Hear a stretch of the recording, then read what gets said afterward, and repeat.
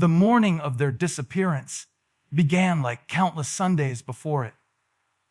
But something in the air felt wrong to those who noticed. A thick, gray fog settled low over Hollow Creek, muting sound and blurring the outlines of houses and trees.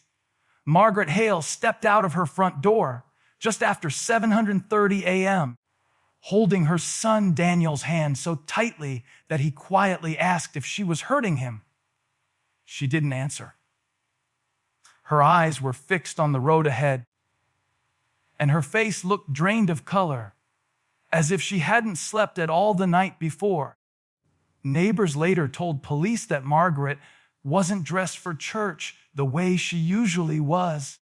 Her coat was buttoned all the way to the top despite the mild spring weather, and her purse was clutched close to her chest instead of hanging casually from her shoulder. Daniel, normally energetic and talkative, walked in silence beside her, his head down. One neighbor waved and called out a greeting, but Margaret didn't respond. She either didn't hear it or chose not to. As they walked towards St. Bridget's Church, the fog grew thicker, swallowing the street behind them. Margaret paused once at the corner, glancing back at her house like someone memorizing it for the last time. Daniel followed her gaze, confused, and asked if they were coming back after church. Again, Margaret didn't answer. Instead, she tightened her grip and urged him forward, her footsteps quickening as the church's silhouette emerged through the mist. The church bells began to ring precisely at 8:00 a.m., their sound low and heavy, echoing in a way that made several residents uneasy.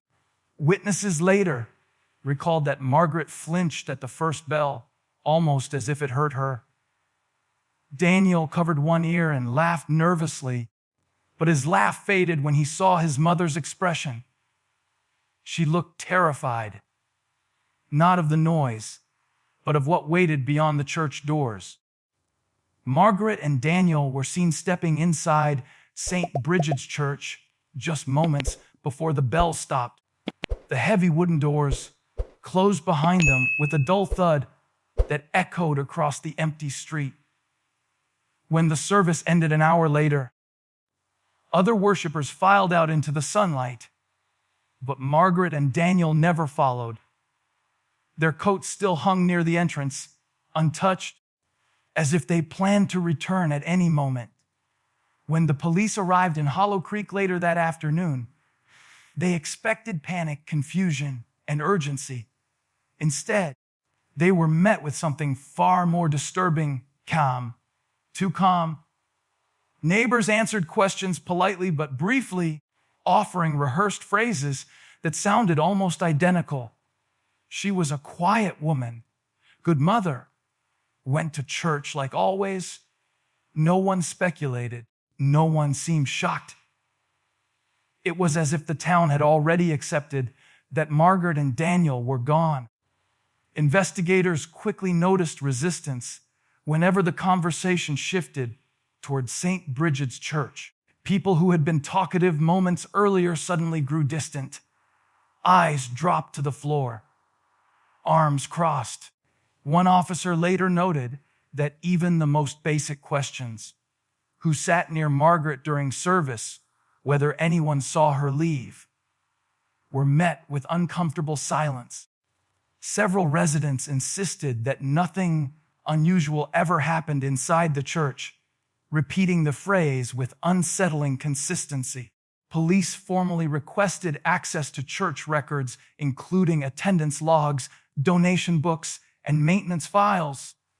The request was denied within hours. Church officials claimed the documents were private and protected by religious authority. What stunned investigators even more was the mayor's immediate support of that decision. He publicly stated that faith institutions must not be disturbed by speculation, effectively placing the church beyond scrutiny. As days passed, search efforts quietly slowed. Roadblocks were lifted sooner than expected, Volunteers stopped showing up. Flyers posted around town disappeared overnight, torn down or removed without explanation. When Margaret's sister arrived from out of state and demanded answers, she was met with cold politeness and warnings to let the town heal. Someone even suggested that asking too many questions could make things worse. Rumors drifted through Hollow Creek like a bad smell no one acknowledged. Late night whispers spoke of people who were chosen and others who were protected. Children were told not to wander near the church alone, though no reason was given.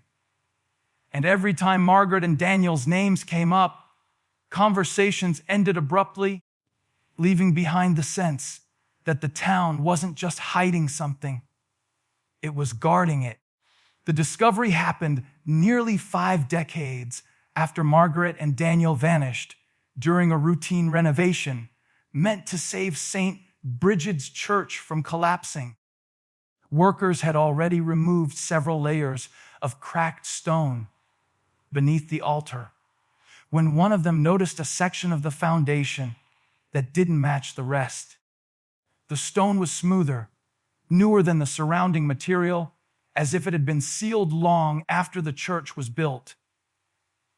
When they pried it loose, a hollow sound echoed from behind it.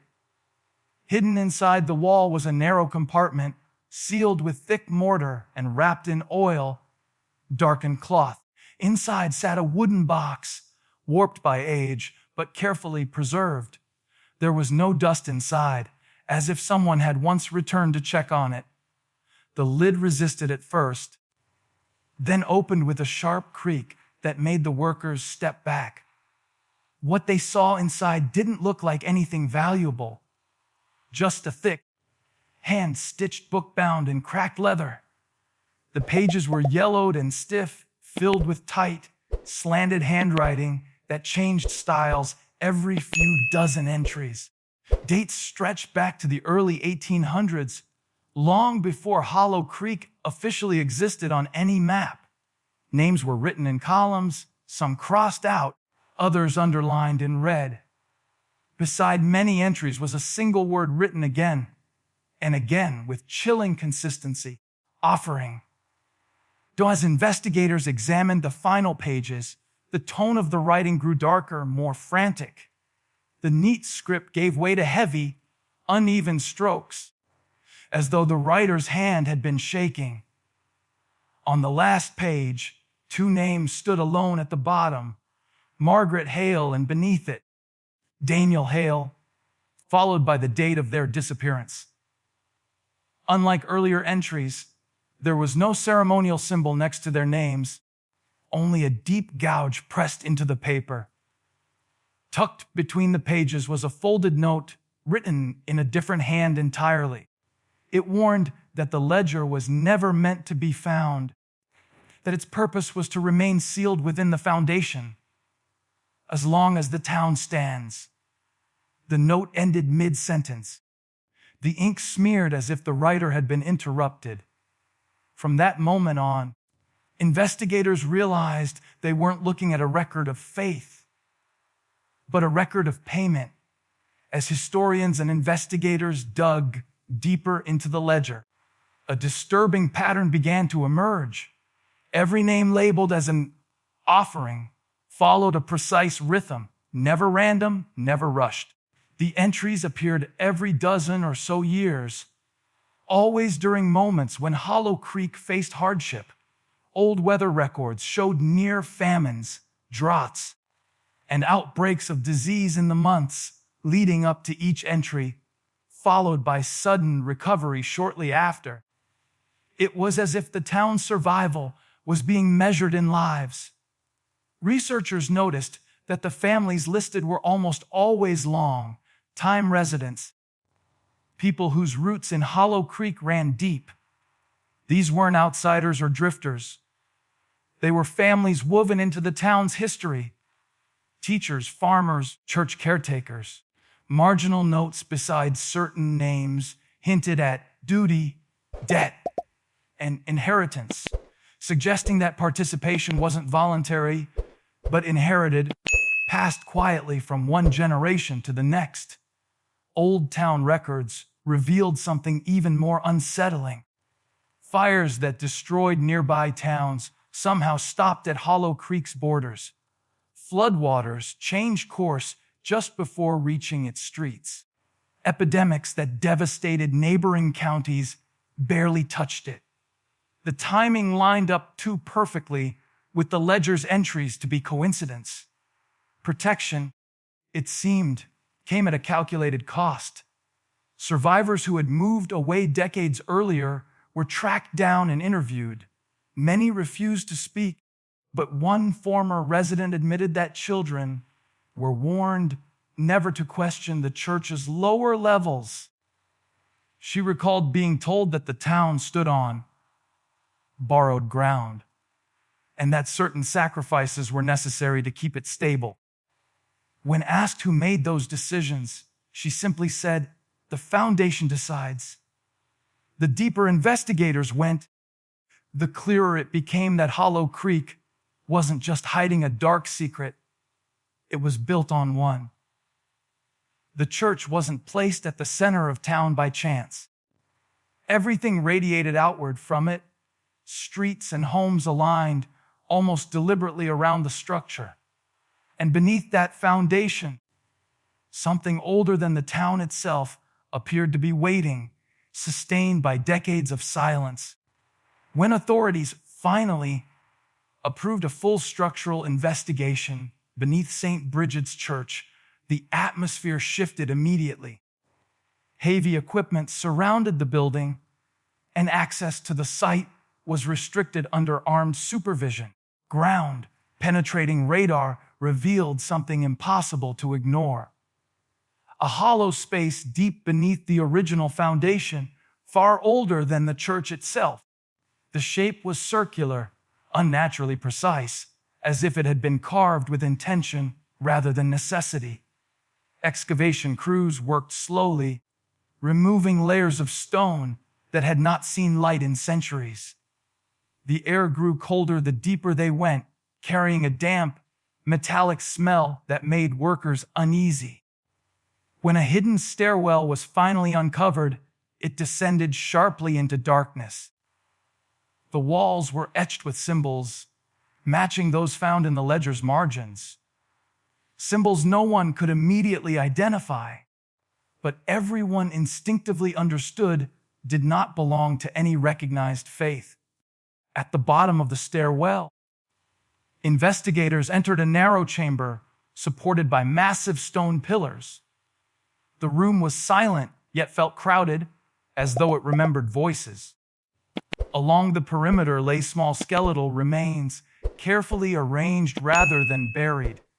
Each set was wrapped in faded cloth tied with brittle cord. Personal items, lockets, buttons, shoes, had been placed beside them with deliberate care.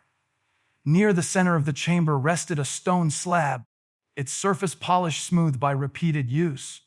Dark stains had soaked into its grooves, resistant even to modern testing. Around it, shallow channels were carved into the floor, all leading outward in a precise pattern. Experts noted that the design appeared functional, not symbolic, built to guide something away from the center once the act was complete. Among the items cataloged were objects belonging unmistakably to Margaret and Daniel Hale. A woman's locket with her initials engraved inside, a child's sneaker, size matching Daniel's school records. They were placed closer to the stone slab than any of the others, and carved into the floor beneath them was a marking that did not appear anywhere else in the chamber. One that suggested their offering had not gone exactly as planned. The changes in Hollow Creek didn't happen all at once. At first, they were small, easy to dismiss if someone wanted to believe nothing was wrong. A stretch of farmland that had produced crops for generations suddenly turned barren within weeks. livestock refused to enter certain fields, stopping abruptly at invisible lines in the dirt. Farmers blamed weather patterns, but old-timers quietly avoided the land closest to the church. Then came the fire.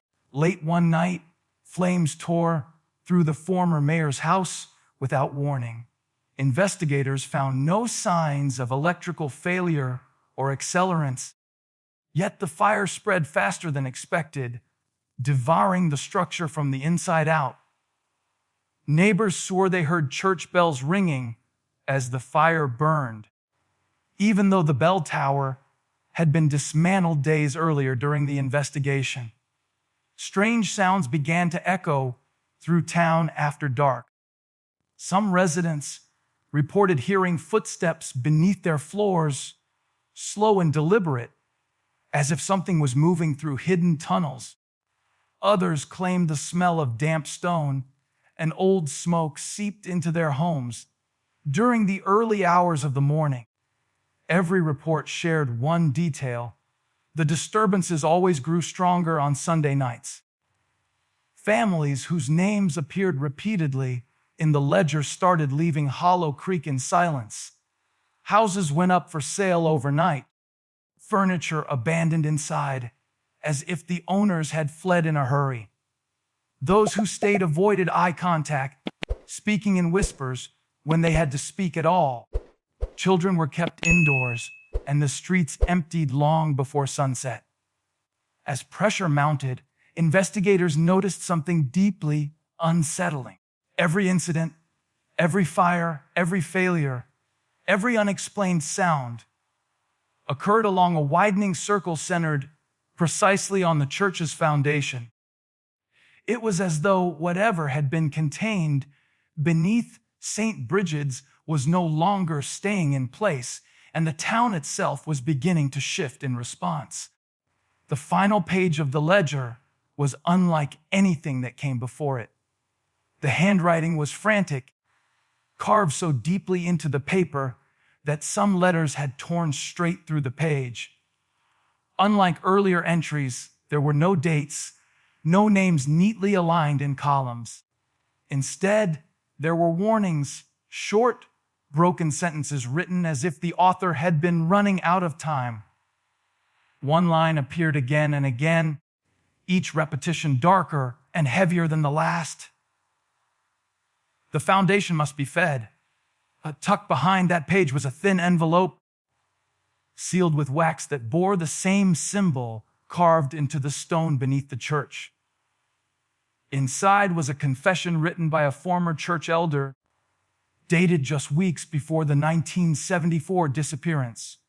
He admitted that Margaret Hale had discovered the ledger accidentally while volunteering in the church archives. According to the letter, she threatened to expose everything, believing the town deserved the truth, even if it destroyed them. The elder wrote that the town council met in secret the night before Margaret and Daniel vanished. He described heated arguments, fear, and desperation. Some wanted to let her go, to accept whatever consequences followed. Others believed breaking the cycle would invite something far worse. The letter ended with a single sentence underlined 3 times. The child was not part of the agreement. Further examination revealed that Margaret's name had originally been written alone in the ledger. Daniel's name was added later, in different ink, pressed so hard it cracked the page beneath it. Investigators realized the ritual had gone wrong, that something had demanded more than expected. And once that demand was met, it didn't stop asking. The very last line in the ledger was written in a hand no expert could match to any known author. It was clean, precise, and chillingly calm. It read, "What is buried is awake." The case of Margaret and Daniel Hale was officially closed soon after, but no one in Hollow Creek truly believed it was over. The church was sealed, the ledger locked away, and the town slowly faded from headlines, but not from memory. Visitors still claim the ground near the old foundation feels warm beneath their feet, even in winter. And on quiet Sunday mornings, when the fog rolls in just right, some swear they can hear a child's footsteps echoing where the church once stood. Hollow Creek learned too late that some foundations aren't built to support towns. They're built to contain what should never be disturbed. And once that silence is broken, it never truly ends.